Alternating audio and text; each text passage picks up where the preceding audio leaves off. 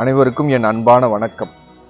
நம்மளுக்கு கிடைக்கிற ஒவ்வொரு நாளும் நம்மளுக்கு ஒரு புதிய அத்தியாயம்.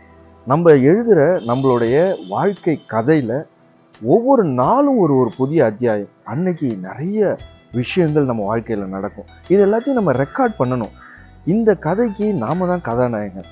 நீங்கள் இந்த கதையை எழுதுகிறப்போ ஏற்கனவே எவ்வளோ தவறு வேணாலும் நம்ம செஞ்சுருக்கலாம். அந்த தவறுகளை அப்படியே அழிச்சிட்டு ஒரு புது ஷீட்டை எடுத்து புதுசாக எழுத ஆரம்பிக்கலாம், புது கதை எழுத ஆரம்பிக்கலாம்.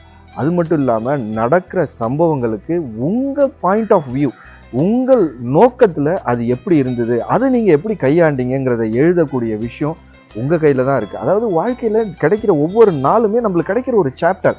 இது வரைக்கும் நடந்தது எல்லாத்தையும் மறந்துட்டு இன்னையிலேருந்து கூட நீங்கள் புதுசாக தொடங்கலாம். புது விதமான ஒரு மனநிலையை நீங்கள் உருவாக்கிக்கலாம்.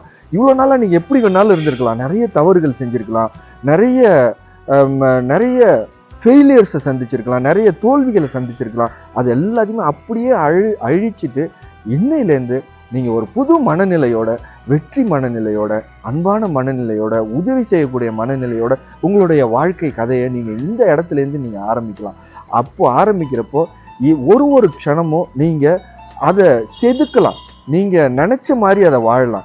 ஆனால் என்றைக்குமே அந்த நாள் முடிகிறப்போ அன்னைக்கு நடந்த நல்ல விஷயங்கள், கெட்ட விஷயங்கள், அது எல்லாமே இந்த உலகத்தில் நடக்கிற நல்ல விஷயங்கள், கெட்ட விஷயங்கள் எல்லாத்துலேயும் உங்களுடைய கருத்து என்ன, உங்கள் நோக்கத்தில், உங்களுடைய பார்வையில் அதை நீங்கள் எப்படி பார்க்குறீங்க அப்படிங்கிறத எழுதுகிறப்போ அதில் நல்லது கெட்டது நாம் எந்த இடத்துல நிற்கிறோம் அப்படிங்கிறத நாமளே உணர்ந்துக்கிட்டு திருத்திக்க வேண்டிய இடத்துல திருத்திக்கலாம், சரி பண்ண வேண்டிய இடத்துல நம்மளை சரி பண்ணிக்கலாம்.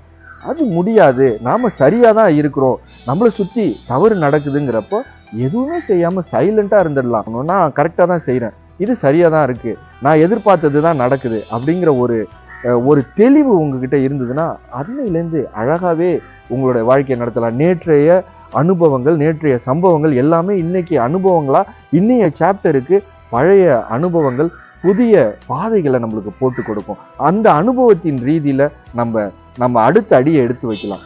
ஒரு நாளும் நமக்கு கிடைத்த புதிய அத்தியாயம். இந்த கதையை நீங்கள் தான் எழுதுறீங்க. நீங்கள் அந்த ஸ்கிரிப்ட் ரைட்டர், நீங்கள் தான் எடிட்டர், நீங்கள் தான் டைரக்டர், எல்லாமே நீங்கள் தான்.